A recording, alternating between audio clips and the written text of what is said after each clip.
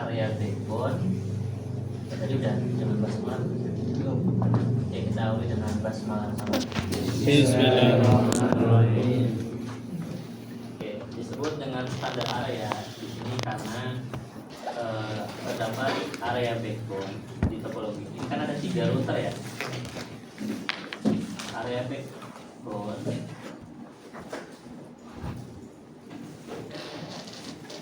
area backbone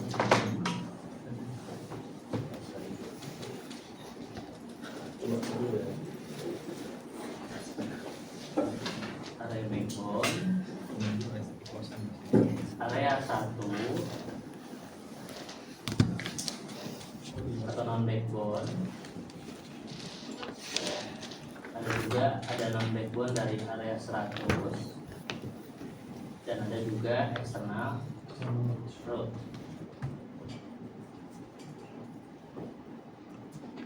Oke, disebut dengan standar area. Kelihatan dari di belakang. Selain itu, di dalam topologi standar area ini terdapat jenis-jenis LSA. Nah, kemarin kita sudah membahas 7 LSA. Singkatnya ya. LSA tipe 1 itu berisi router-router yang berada dalam suatu area. Jadi kalau area 0 dan area 1 database OS webnya itu berbeda. Nah, artinya kalau kita ingin mengecek di area 1 di sini, maka yang ditampilkan adalah database area 1 dan LSA itu tuh dicatat setiap area. Atau berarti kalau router 2 dia punya 2 area nih, area 0 dan area 1, berarti dia punya 2 database. Betul, jawabannya dia punya 2 database OSPF, area 0 dan area 1. LSA tipe 1 di area 1 adalah, kita fokusnya di router 3 ya. Kita cek database OSPF di router 3. Ini kan standar area, semua jenis LSA itu hampir ada ya. Di sini LSA tipe 1 yaitu router-router yang berada pada area yang sama. Area yang sama. LSA tipe 1 di router 3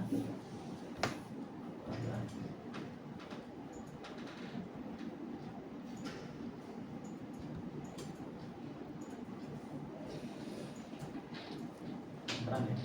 Tadi pakai warna apa ya? Hijau ya?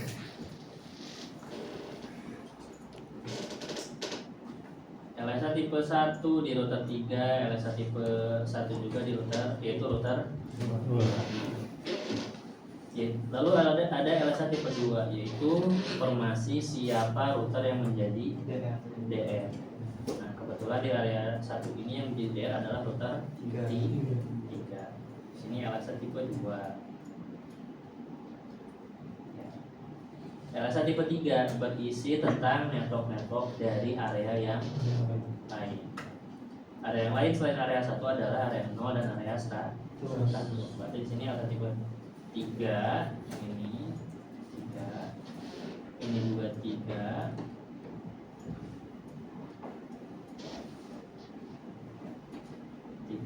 Tiga ini juga di 3. LSA tipe 4 yaitu informasi siapa router yang menjadi ASB, yaitu router 1. Maka di sini LSA tipe 4. LSA tipe 2 dan 4 ini informasi tentang perangkatnya. Nah, lalu LSA tipe 5 itu adalah network dari eksternal root, itu dari IGP. LSA tipe 5.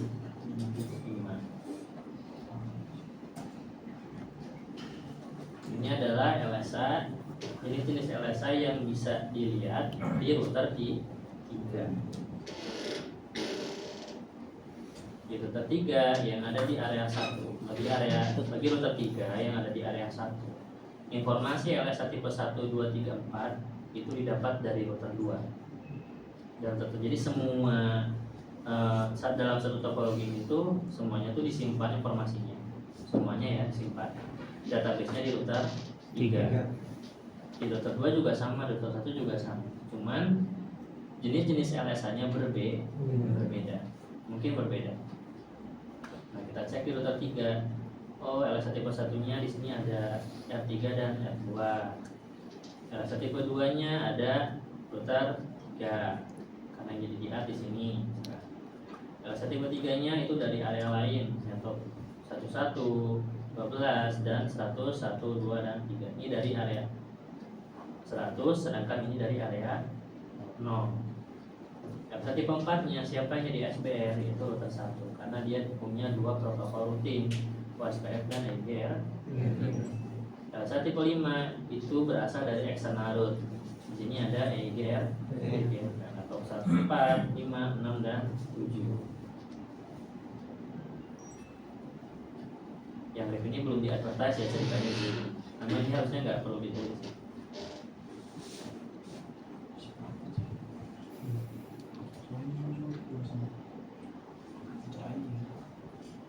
LSA tipe 1. Siapa router-router yang menjadi yang berada pada area 1? Ini router 2. Ini router 3. Lalu di sini LSA tipe 2.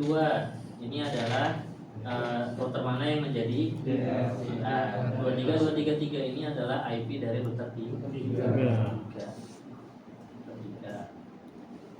Ini LSA tipe 3 summary, yaitu berisi network dari area yang lain. Network 1 di area backbone, network 12 di area backbone, 101 sampai 103 berada di area 100. LSA tipe 4 berisi tentang siapa yang jadi ASB.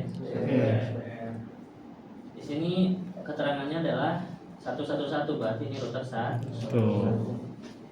Oh, ini kenapa di sini advertise router ini yang ngasih info, ya, yang ngasih infonya. Nah, lalu LSA tipe 5 itu adalah network dari protokol rutin yang lain. Nah, ini adalah network 104, 5, 6, dan 7 dari EIGR. Oke.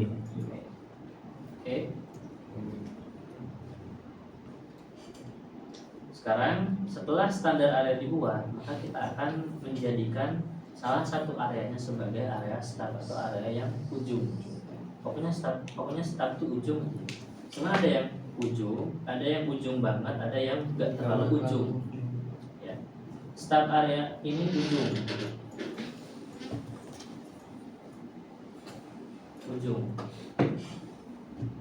Ya. Ujung. Dia hanya memiliki LSA tipe 1, 2, dan 3. 4 dan 5 tidak ada. 3, 4 menjadi 4 dan 5 ya.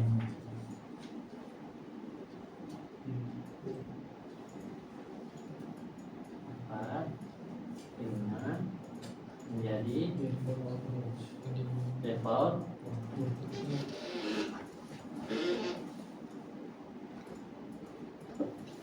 Default root. Di sini kita lihat di sini.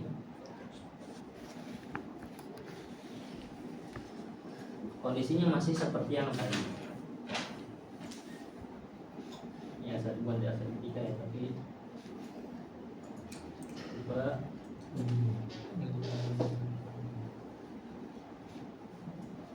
kelima. Di sini yang menjadi start adalah area 1. Ini masih kayak tadi ya. Ini yang merah ini area 1, ini area 0, ini area 100, ini EGRP. Nah, di sini area 1 dijadikan start. Dan yang menjadikan yang mengkonfigurasikan start ini adalah router-router yang berada di dalam area tersebut di area 1, yaitu router 2 dan router 3. Kita cek dulu di sini LSA-nya. LSA di router 3. LSA tipe 1-nya masih router 3 dan router 2. LSA 2-nya tipe 2-nya DR-nya masih router 3. LSA tipe 3 network dari area yang lain 12, 1 dan 100. Ini LSA tipe 3. LSA tipe 4-nya itu adalah router yang ASB, yaitu router 101. LSA tipe 5 external route, yaitu 104 dari RGR. Nah, ketika kita jadikan area 1 itu sebagai start, maka yang muncul di sini adalah LSA 1, 2, dan 3. Artinya tidak ada di database-nya itu LSA tipe 4 dan tidak ada LSA tipe 5. Karena yang ada hanya LSA tipe 1 tentang informasi router, 2 siapa yang VR, dan network dari area yang lain. Siapa router yang jadi SBR di start tidak diberitahu di database-nya tidak ada.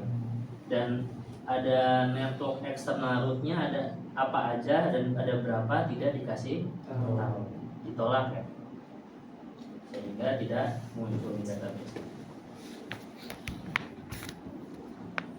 Oke, di database-nya tidak muncul.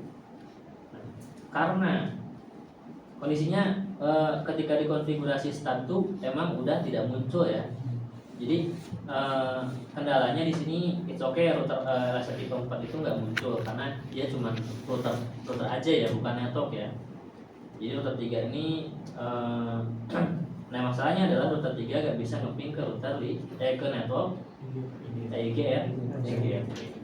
Maka di sini LSA tipe 5 ini itu akan diganti menjadi default route yang menggantinya adalah router 2 yang mengganti network 100 ini 145.677 ini jadi default route. Ketika ini dijadikan default route oleh router 2, ini kan sumbernya dari router 1, dia berasal dari area backbone, sehingga ini ditulisnya paspare inter area.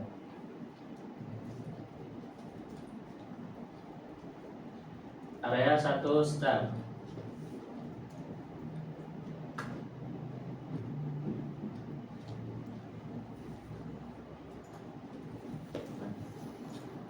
Sekarang kalau aspek itu kan biasanya ada kodenya O doang, OIA ini dari area yang lain, OE2 itu dari protokol yang lain.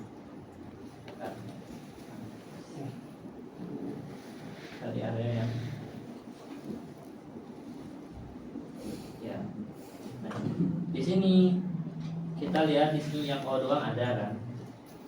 Yang LSA tipe 2 kan bukan network ya, tapi dia router ya. LSA tipe 3-nya yaitu dari area yang lain. Ada OIA ini, OIA ini. Dan di sini network yang berasal dari external route dari EGL itu sudah digantikan menjadi default route dengan kodenya O bintang I. Bintang ini default route ya.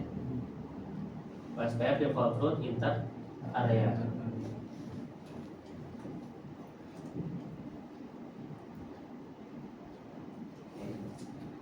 OE2 ini udah nggak ada, digantikan dengan default route. Nah di sini tidak ada tuh default route dan tidak ada 104, 56 sampai 7 tidak ada. Kalau 104 juga tidak ada. Oke, ada pertanyaan?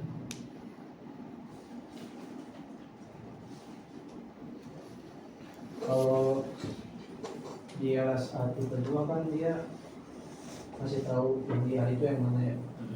Itu IP-nya di interface visit atau loopback pun bisa? Ini kan sebenarnya udah dikonfigurasi loopback ya. Iya. Bukan 2323 ya. Interface visit. Ya interface visit. Kalau kita cek di atas juga, ini memang topologinya memang nggak berubah ya, jadi itu aja. Jadi memang yang muncul IP-nya itu aja. Mungkin kalau kita coba rubah topologinya, jadi misalkan ada nambah router yang baru, kita lihat di mana nih yang jadi LSA tipe 2. Itu bakal kelihatan. Akhirnya apakah loopback atau fisikal. Tapi di sini yang muncul fisikal. Berarti loopbacknya bisa. Harusnya sih bisa. Ini juga loopback nih.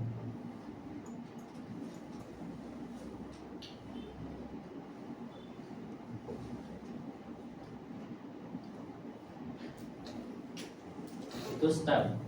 Sekarang totally stub.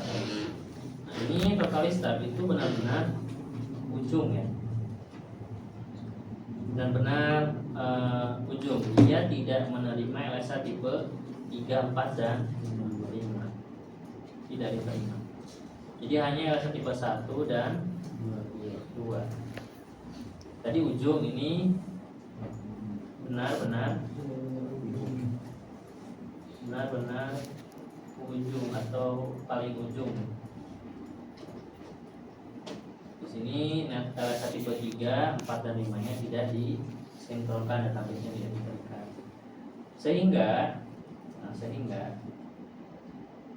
di router 3 ini TSA ya, totally stub area. Area 1 ini totally stub area diganti. LSA tipe yang muncul kan LSA tipe 1 dan 2J ya. 1 itu tentang informasi router di sini. 1, 2 juga yang jadi A, yang di A. 3-nya yang ada di yaitu network 11, 12, 101, 2 dan 3 itu tidak dimasukkan ke dalam database. Tipe 4 yang isinya ASPR juga tidak. Apalagi 5 yaitu external route tidak dimasukkan. Ya. Jadi hanya ada network. Kalau di router 3 nih, ketika kita cek tabel routingnya user IP route, ini kan isinya hanya ada network dari area yang sama ya. Network yang OSPF itu cuman network 2.2, karena network kesini tidak dimunculkan. Tapi network ini itu bisa diganti menjadi default route.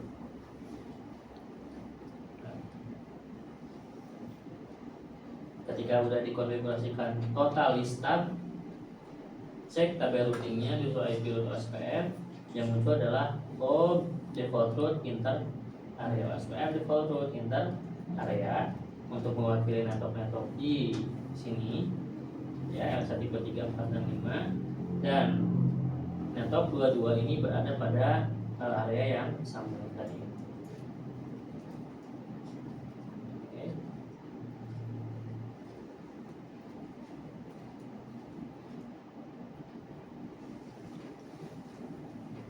Jadi yang LSA tipe 3 dan 4 dan 5 tidak ada. Di sini ada pertanyaan. Kak, itu kan kalau di konfigurasinya kan cuma di ABR-nya Kak. Kenapa? Itu kan konfigurasinya cuma di ABR-nya doang. Iya, di sini ABR-nya aja ya. Ya, tapi kalau misalnya di router 3-nya itu di no area 1 stub, dia E2-nya muncul kan? Ya, LSA tipe 5 muncul. Jadi tetap menjalankan stub atau enggak yang di router 3? Di sini tuh memang nggak ada perintah buat menghapus stub ya di router 3 tuh. Jadi di router 3 dikonfigurasikan stub, di router 2 dikonfigurasikan total stub. Kalau ini dihapus, pernah nyoba nggak jadi apa? Iya tadi yang bahas yang di router 3. Di router 3 dihapus yang stubnya hasilnya apa? Yang muncul, tipe 5 muncul. Yang tipe 5 muncul. Yang ini. Iya. Oke.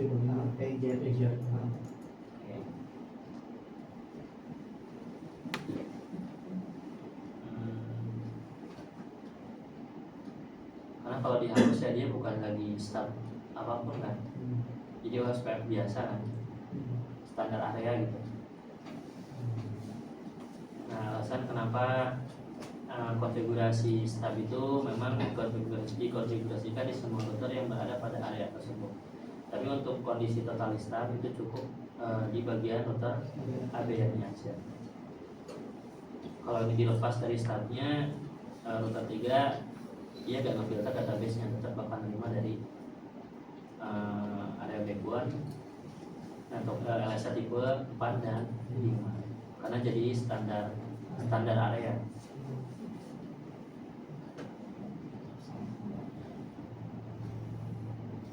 Berarti si AWR emang nggak mampir kok kalau misalkan dihapus di nomor. Harusnya sih ya ngefilter ya. Harusnya memang ngefilter, dia itu enggak. Router 2 kan dia udah ngejadiin area 1 sebagai totalis tab ya, Iya. tidak menerima LSA yang lain. Tapi kenapa ini tetap muncul gitu? Ya, itu juga perlu ditanyain sih. Oh, kalau kasus saya tuh malah di router 3-nya tuh dia nggak kayak OSPF itu nggak jalan. Kalau apa? Kalau yang stub area 1 stubnya tuh dihapus, terus yang router 2-nya ngejalanin totalis tab, itu router 3-nya tuh malah OSPF itu kayak nggak jalan sama sekali gitu. Jadi kalau di show IP router itu cuman yang muncul cuman 33 sama 23 aja, kayak routing OSPF itu nggak jalan.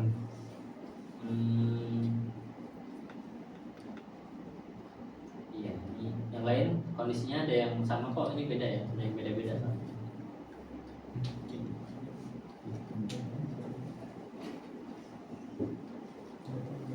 Memang harus dipraktekkan.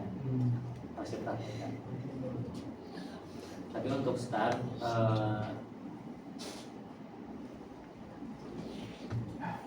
untuk start itu memang harus dikonfigurasinya itu di setiap router yang ada di area startnya ya. Istilah itu untuk kesepakatan kalau area itu emang dijadikan start, membatasi database di area yang kita miliki gitu gambarnya. Jadi kalau dilepas ya jadinya di standar. Tapi untuk menjadikan totalis tab itu apakah cukup yang dari ABR-nya aja totalis tab, sisanya itu start, ataukah dua-duanya harus totali, atau salah satu itu totali, yang satunya tidak perlu konfigurasi start. Karena kalau berdasarkan alur topologi alur lab ini di lab 28 itu tidak ada konfigurasi menghapus start pada router 3. Router 3 start biasa, di router 2-nya totali start. Tapi ketika router 2 konfigurasi totali start, router 3 kena dampaknya kan. Dampaknya apa? Dampaknya LSA tipe 3 dan 4 LSA tipe 3, 4 dan 5 tidak ada. Tapi kalau dari konsep OSPF kan suatu router itu dapat informasi dari router tetangganya kan. Harusnya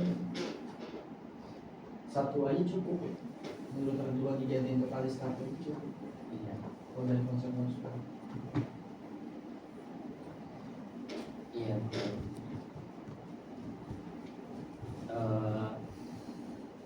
Ada atau mungkin jawabannya gini ya, pemfilteran ini bukan dari traffic gitu, bukan traffic. Jadi defaultnya tuh semua database tuh dikirimnya ya normal. Tapi ketika ada router yang menjadikan sebuah area yang dimiliki itu start, kayak router 3 nih, area satunya dijadikan start, maka database yang dimunculkan tuh tidak lengkap, itu sesuai dengan jenis start yang dia gunakan. Tapi jawabannya nanti bekas datanya karena ini juga belum fix jawabannya kayak gimana. Apakah totalis tab itu butuh konfigurasi start? Karena kalau start biasa itu kan router 2, 3 memang konfigurasi start ya. Tapi kalau totalis tab itu cuma router 2 aja, sedangkan router 3-nya tidak konfigurasi totalis tab, dia hanya start biasa. Tapi ketika dihapus, kalau misalkan ini dihapus dia masih ngikutin router 2, it's okay ya, make sense ya. Tapi masalahnya ketika dihapus, tadi balik ke OSPF biasa gitu. Oh, default ya. Kayak OSPF biasa, cuma ya itu muncul jadi kayak tipe ini juga. Tapi kalau dipakai nggak ada sama sekali. Nggak ada sama sekali. Kalau di show IP route cuman yang muncul cuman network 333 sama 2323. Oh yang ini aja ya, connected. Iya. Kita saya praktek juga deh. Tapi minimal konsepnya kan udah tahu ya, kalau sebuah area dijadikan totalis tab, hasilnya tidak menerima LSA tipe 3, 4 dan 5. 3, 4, dan 5 ini diganti menjadi default. Kalau stub biasa tadi 4 dan 5 nya jadi default. Kalau total stub 3, 4, dan 5 jadi default. Sekarang NSSA ini total not show stub area. Ini singkatnya NSSA, not show stubby area. Ini ujung tapi tidak terlalu ujung.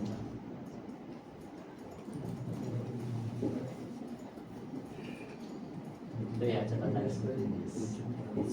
NSSA ujung tapi tidak terlalu ujung. Maksudnya apa? Dia itu sama kayak stub biasa ya, bukan total stub ya. Artinya dia itu menerima LSA tipe 1, 2, dan 3 ya, 4 dan 5 tidak diterima. Tapi di sini kondisi NSSA itu kalau misalkan dia hanya menerima LSA tipe 1, 2, dan 3 itu kan stub biasa ya. Nah, kenapa dikatakan not so stubby area atau tidak terlalu stub? Karena di sini di ujung dari area 1 ada eksternal root, yaitu rig. Di sini baru nih konfigurasi rig digunakan. Di sini kalau ada network eksternal dari area stub, di sini area stubnya itu area 1. Maka kalau eksternal root itu di LS1 dia pasti LSA tipe 5 kan? Iya. Tapi kalau dia itu kondisinya ada di area NSSA, di area stub, maka dia bukan LSA tipe 5 tapi tipe 7. Nah, kondisinya LSA tipe 7 itu boleh masuk ke area stub. Ke area stub. Jadi NSSA ini menerima LSA tipe 7. Nah, ketika router 1 kan tadi dia hanya dia itu kan LSA yang dikirim ke area 1 itu kan cuma LSA tipe 1, 2, dan 3 aja. Artinya kalau ada LSA tipe 4 dan 5 dari arah manapun tidak akan diterima. Nah, sayangnya dari istilahnya tuh gini, router 1 kan area 1 tuh area stub. Kok ada tiba-tiba ada traffic LSA tipe, ada traffic eksternal root gitu dari RIP, kan nggak boleh gitu ada eksternal root di sana. Oh, ternyata itu bukan LSA tipe 5, bukan eksternal root LSA tipe 5 tapi tipe 7. Tipe 7 di sini itu masih dari RIP itu ke arah area 1 itu masih tipe 7. Nah, dari router 2 sampai router 2 ke router ke area 0 itu diubah menjadi LSA tipe 5, yaitu eksternal, sehingga di router 1 itu muncul network 33 ini, tapi bukan LSA tipe 7 tapi tipe 5.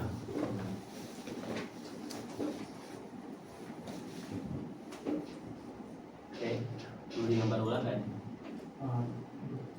Gambar ulang ya.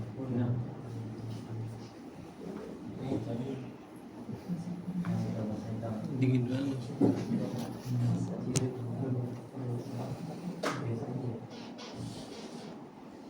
Iya. Oke, defaultnya adalah standar area. Kita lihat dulu area. Pertama ada area 0 di sini.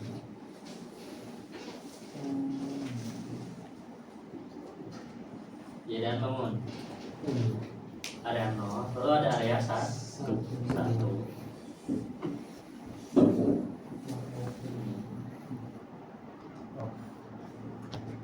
Lalu ada area 100.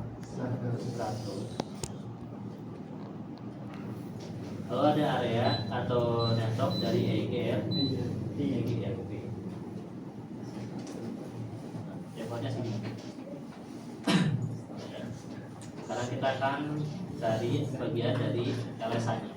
Di router 3, LSA tipe 1-nya adalah R3 dan R2. LSA tipe 2-nya yaitu di R-nya adalah router 3. LSA tipe 3-nya yaitu network dari area lain. Di sini ada network 1, 1, 2, dan 1, 2, 3. 1, 1, 2, dan 3. LSA tipe 4 adalah router yang menjalankan ASB, yaitu router 1. LSA tipe 5 yaitu eksternal route, yaitu dari EGP 1, 4, 5, dan 6 dan 7. Oke. Sekarang dijadikan stub. Ketika area 1 ini dijadikan stub, maka network yang akan diterima, maka LSA yang diterima adalah LSA tipe 1, 2, dan 3. Ya, 1, 2, dan 3.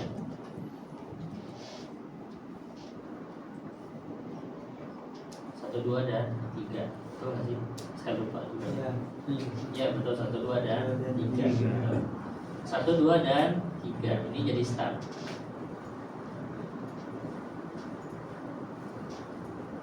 Kalau ini jadi start. 1, 2, dan 3. Artinya network yang muncul tuh network yang ini ya. Network 2, 12, 1, 1, 3 ini ada ya di area di database router 3. Yang tidak ada tuh LSA tipe 4 dan 5. Sekarang kondisinya muncullah RIP. Sekarang ada konfigurasi RIP di router 3. Kondisinya ini masih stub. Pertanyaannya, apakah RIP ini udah di redistribute ya? Apakah bakal muncul di area 1? Muncul. Kenapa muncul? Karena di redistribute. Kan ini udah dijadiin area 1. Kalau network eksternal itu dia area tipe berapa? 5. Sebelumnya 5.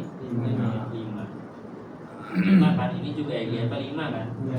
Ketika dia diredistribute di sini, ini kan redistribute RIP ya, itu bakal muncul gak? Enggak. Tidak. Kenapa tidak? Karena stub ini tidak menerima LSA tipe 4 dan 5. Gak bisa kan? Gak bisa. Kalau ini stub, walaupun ini network dia sendiri. Tapi agar network dari RIP itu bisa masuk ke area 1 hingga sampai ke router 1 yang ada di area 0, itu harus dikonfigurasikan jenis tab yang berbeda. Berarti kalau misalkan di sini ada RIP, ini udah ujung belum? Tab kan ujung. Tapi kalau ada RIP di sini, kan disebut ujung tuh kepalanya tuh area 0 ya. Kepalanya tuh area 0 gitu. Ya, ini tuh ekornya gitu, ini ujungnya gitu. Tapi kok ada RIP gitu di sini? RIP itu kan berarti dia bukan network SPF kan? Kok ada RIP gitu? Artinya ini ujung, tapi tidak terlalu ujung. Makanya disebut NSSA, not source tapi area. Tidak terlalu ujung, area yang tidak terlalu ujung. Gitu ya? Area yang tidak terlalu ujung. Artinya ada sesuatu nih di belakang stub itu. Nah, ketika misalkan area 1 yang tadinya stub ingin network RIP ini tetap sinkron ke OSPF di sini, maka harus ada yang dirubah. Yang tadinya stub menjadi not source tadi area atau NSS. Maka di sini jadi dikonfigurasikanlah NSS. Yang tadinya ujung jadi ujung tapi tidak terlalu ujung.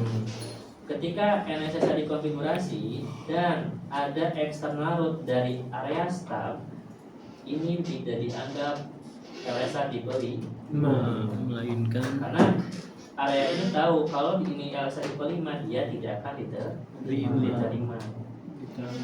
Maka di sini dijadikanlah LSA tipe 7. LSA tipe 7. Area 1 itu tahu kalau network 33 ini adalah LSA tipe 7. Nah, external route dari NSS. Kalau LSA tipe 5 kan external route dari protokol yang lain ya. Kalau ini adalah external route dari NSS. Nah, Ketika ini diredistribut, kalau diredistribut artinya semua router-router yang ada di jaringan OSPF itu harus sinkron kan. Nah, network 33 ini harus sampai ke router 1. Ya, harus sampai ke router 1. Maka ketika ini diredistribut, dia akan berjalan di rib ini ke area 1, ke router 2. Ini masih LSA tipe 7. Di sini tuh masih LSA tipe 7 di area 1. Tapi ketika lewat router 2 nih, masuk ke area 0, ini dirubah sampai ke router 1. Itu dirubah bukan LSA tipe 7, tapi dirubah menjadi LSA tipe 5. Agar apa? Agar router 1 itu menganggap kalau network 33 ini tuh bukan dari ujung, tapi ini dari router 2 ada info kalau itu LSA tipe 5. Router 1 itu tahu network 33 itu dari router 2. Nah, cuman bukan LSA tipe 7 tapi LSA tipe 5. Sehingga di router 1 mencatat network 331, 2 dan 3 itu sebagai eksternal root atau O kodenya apa? O Y 2.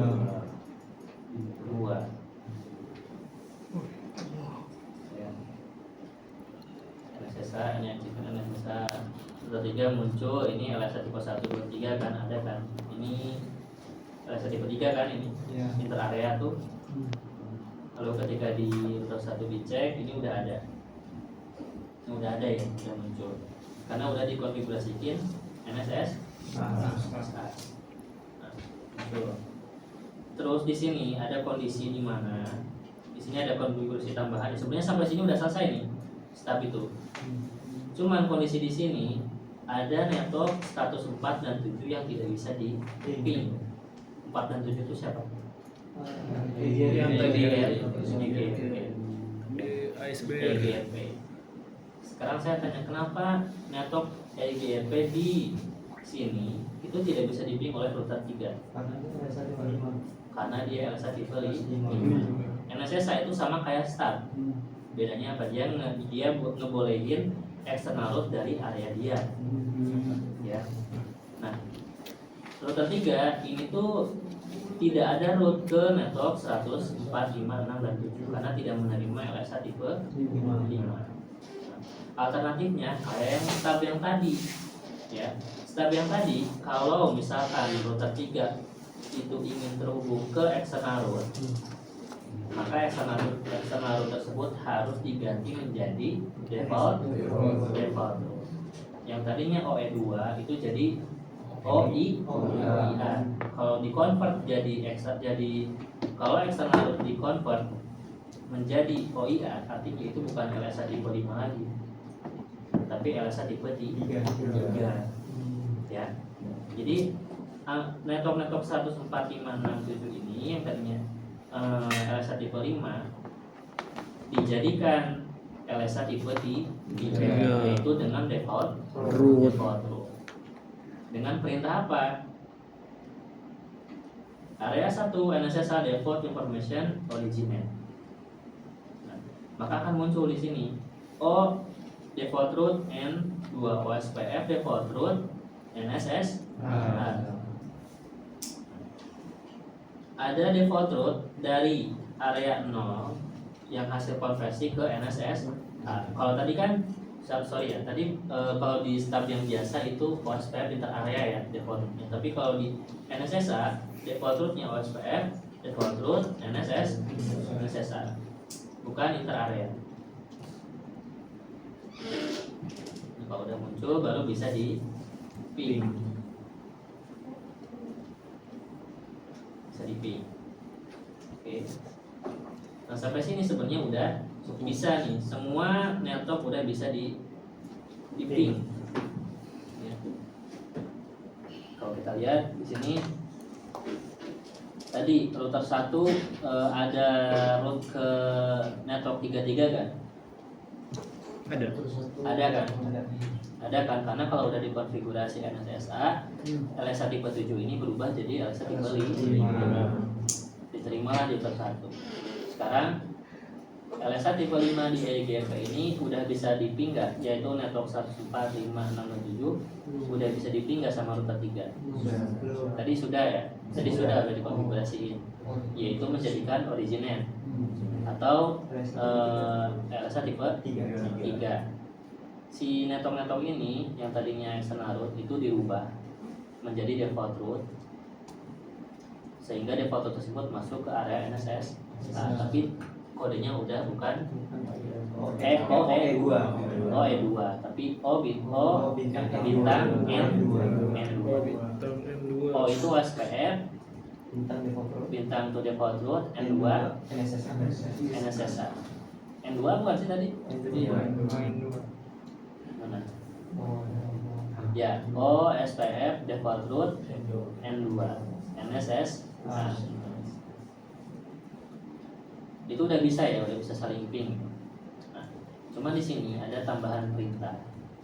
Jika kemudian diinginkan internal root OSPF area lain tidak ditampilkan dalam database, maksudnya network default root yang ON2 tadi, OIA kedua itu LSA tipe 3 itu gak mau ditampilkan, maka kita masukkan perintah area 1 NSSA no summary, meringkas network OSPF dengan default. Hasilnya semua network tadi akan jadi OIA, jadi LSA tipe 3, kodenya OIA. Jadi network ini ON2, OIA yang di sini itu semuanya diringkas menjadi OIA default OSPF default inter area. Berarti kayak jadinya totalista gitu. Kenapa? Kayak totalista gitu. Iya kan totalista, tapi ini hanya opsional aja ya. Cek di ping hasilnya ya bisa. Router 1 aman, network dari RIG-nya ada, di ping juga bisa. Oke, sampai sini ada pertanyaan. Mantap ya labnya. Membuat menggila.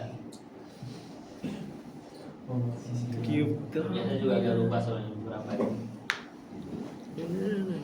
Oke, silakan. Ada pertanyaan?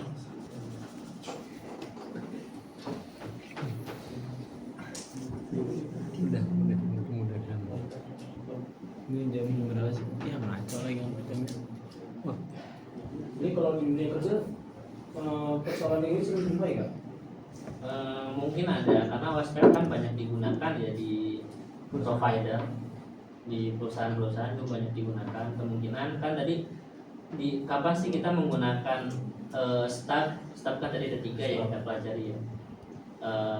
Stub biasa, total stub sama NSSA kan. Nah, semuanya itu tuh diterapkan pada area yang ujung itu maksudnya yang paling dekat sama klien. Misalkan router 3 nih, ini kan ujung ya. Misalkan di bawahnya tuh ada router klien gitu. Nah itu cocok dijadikan NSSA. Biar tabel, sebenarnya tujuannya buat apa sih? Biar ngeringkas tabel routing aja. Tetap semuanya tuh harus bisa di-ping gitu. Semua network itu ya defaultnya harus bisa di-ping gitu. Memang tujuannya itu kan. Ya semuanya harus bisa di routing kan. Tapi ada saya pengen di routing semua bisa terhubung, tapi beberapa aja. Nah, itu kan pilihannya ada banyak ya. Kayak di IGRP kan kalau mau ngefilter biar gak semuanya bisa di-ping pakai filtering kan. Nah kalau di OSPF itu hebatnya dia pakai metode jenis area gitu. Makanya ada pengelompokan menggunakan area biar nggak harus satu-satu gitu. Jadi semuanya disinkronkan database. Oh area 1 itu sebagai stub, ya udah semuanya jadi stub gitu.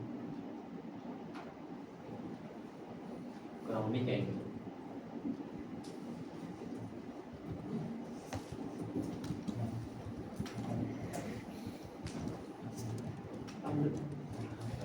Ingat ya disebut ujung karena kepalanya itu adalah area 0 ya. Kan kenapa sebut area 0 itu area inti atau semuanya itu wajib terhubung ke area 0 itu. Jadi bisakah area 0 itu jadi start? Jawabannya tidak. Ya, yang bisa jadi staf itu ya area selain area 0. Dan itu juga harus yang di ujung. Kalau misalkan di sini ada area yang lain, misalkan ini area 1, ke bawahnya lagi tuh ada area 2 gitu. Tapi area 1 yang di staf, ya itu bukan staf dong namanya. Staf itu pokoknya yang paling ujung. Jadi jangan sampai ya udah pasang staf di area 1 gitu, padahal di ke ekornya lagi tuh ada area 2. Jadi ada standar juga. Standar pemasangan staf tuh gimana?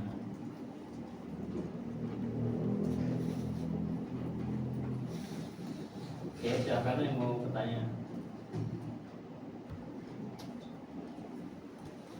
Kalau kondisinya kayak tadi ada area 2, ada satu lagi router dia terus masuknya area 2, masuknya tetap NSA.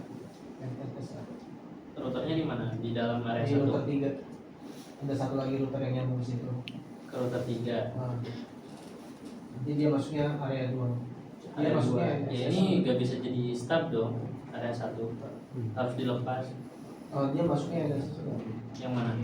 Nanti kalau si router 3 ini kalau ada satu lagi nambah. Terserah. Nah, kita mau jadi ini tuh area 2, area yang barunya area 2 kan. Mau jadi staf apa? Staf biasa atau NSA? Kalau kita bisa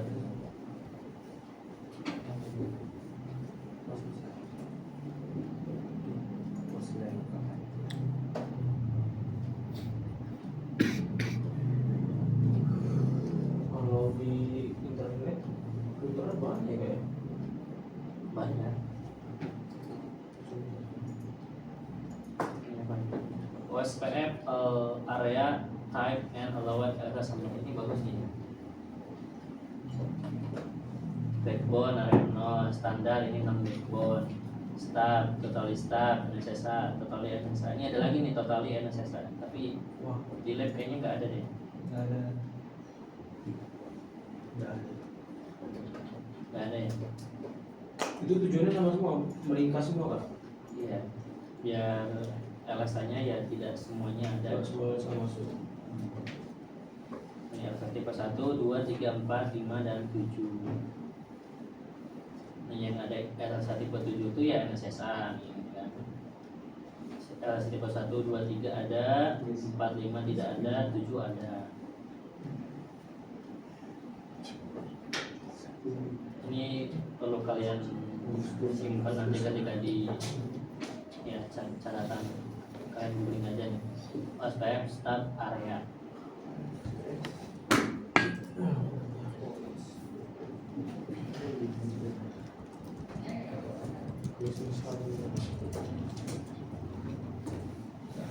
Ini juga saya pernah lihat ini.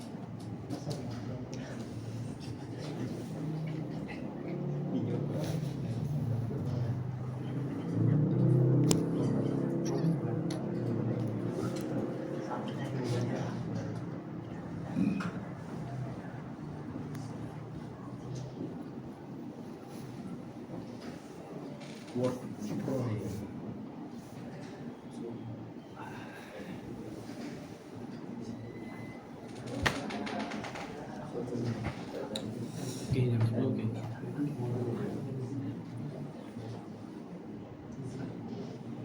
Saya nanti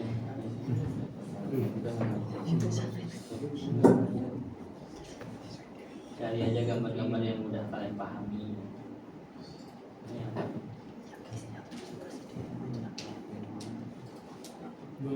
Area 0.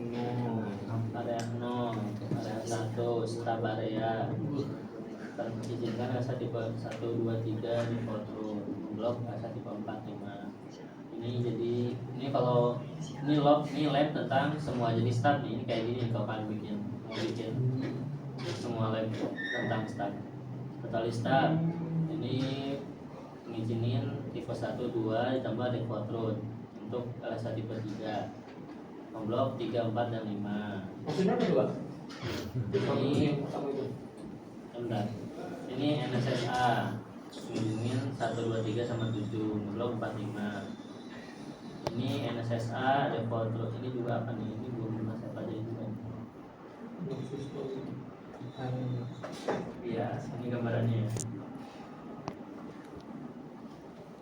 Kalau kalian lihat NSS1 selalu ada action larut di ujungnya ya, makanya dikonfigurasikan NSSA. Ini ada NSSA biasa, NSSA default plus default root, totally NSSA. Tapi yang kita pelajari itu 3 aja cukup, start, totally start, sama NSSA. Kalau ini yang ke bawahnya ini pengembangan dari NSSA.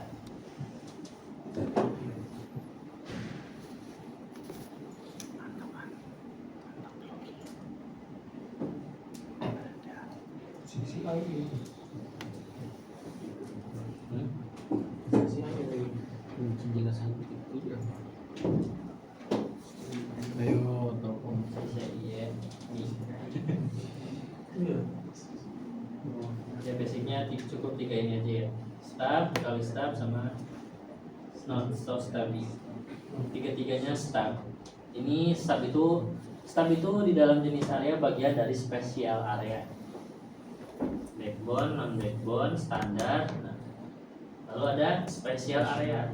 Spesial area ini ada start, total start, sama NSSA.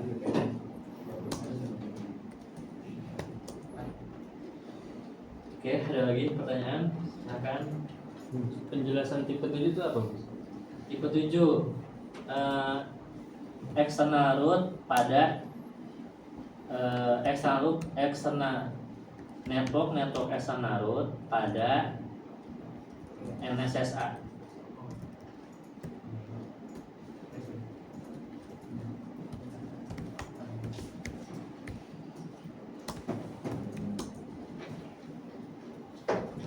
LSA external root.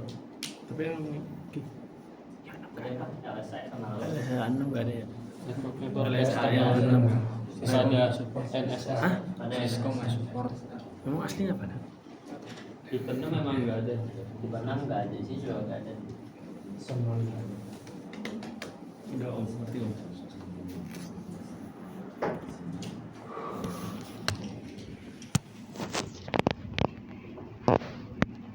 Umpatan. Ini di CCNP ini ada Stop. latihan. Bagian apa? Kalau CCNP kemarin kita nggak ada. Kalau CCNP mungkin ada. Harusnya ada sih, tapi kayaknya kalian yang difokusin ke tugas-tugas kalian banyak. Ini salah satu gak ada semua.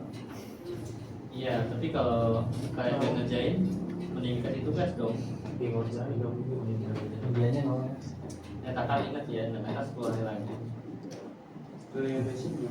Kenapa? Yang kalau udah siap semua. Yang udah siap? Pulang. Yang udah? Nanti saya cek dulu. Yang apa juga belum saya checklist, masih. Biasanya saya checklist nanti kalau udah mulai dekat-dekat ke akhir ya, biar nggak 2 kali atau 3 kali reviewnya, karena review kayak gitu tuh lumayan lama. Yang usah gimana Pak? Yang AWS ini. Yang OS nih kita Cek di yang antum kayak kuning itu ya sama yang kayak kita kerjain. oh gitu. Harus 4.500 poin.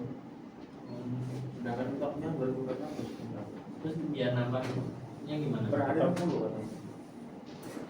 Perharinya 60 apa? 60 poin. 60 poin kan dikasih exam tuh soal dari yang semua ada 2.400. Tapi tiap hari ada lagi tapi 62 poin. Berarti nunggu berapa lama? Gak apa-apa, nanti kalau misalkan pada nanya ya Pak masih progres gitu, kita lagi ngerjain ini. Gak boleh liburan. Enggak, kan yang penting nggak kita progresnya aja, yang penting ngejalan. Yang penting berjalan. Lagi usaha kayak gitu. Mau bayar instan $100, langsung ujian. $100 berapa sih? 1,8. 1,8 gitu kan. Kalau diskon ya berapa? 800. Oh gitu. Ada yang gratis. Ujian gagal. Gratis 50% aja belum dapet. Gratis. Pas ujian gagal banget. Ujian gagal lagi. Kena mental duit. Ini yang netaka juga sedangkan SMK IDN kan kita masih pakai SMK ya. Itu kondisi anak SMK banyak yang gagal dapat voucher. Mereka dapat di awal, tapi setelah setelah 2 minggu atau setelah seminggu gitu, itu ditarik lagi voucher. Dia langsung itu harus ujian nggak? Kayaknya gini, mereka ngerjainnya, mereka jadi kan spare time-nya itu course-nya itu kan ada minimal waktunya sebulan, minimal tuh sebulan per 2 bulan, sebulan. Nah, mungkin itu waktu 1 minggu gitu di luar, dan di IDN misalkan di luar belajar 1 minggu itu mungkin kalau di luar teori dan labnya itu mungkin sampai 10 lab gitu, tapi sama teorinya benar-benar kuat gitu, teori sama labnya itu kuat gitu. Tapi kalau di IDN itu bisa sampai 100 lab selesai gitu 7 hari. CNV aja tuh 4 hari 100 lab lebih. Normalnya ya lebih dari sebulan mungkin lebih. Saya aja belajar 1 course ITN itu 2 minggu. Training yang ITN dipelajarin itu konsep-konsepnya. Itu 2 minggu. Dulu ini kan versi 7 sekarang. Versi 6 itu dulu 4. Iya. ITN, SRWN, sama aduh lupa setelah itu ada 4 pokoknya.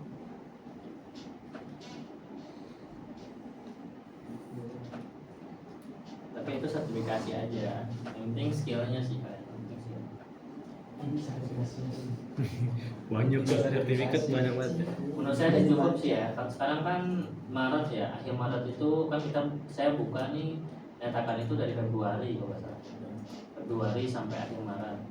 Nah itu saya kan course-nya itu tuh bulan April. Nanti April dibuka lagi yang ketiga, April sampai Mei, atau mungkin sampai Juni dibuka. Pas itu 3. Nah, nanti ketika Juni, ketika di end, ketika course-nya udah di end, nanti bakal ada kolom kalau misalkan dapat voucher ya vouchernya bakal muncul. Ya. Kadaluarsanya sampai kapan biasanya? Sebenarnya 6 bulan.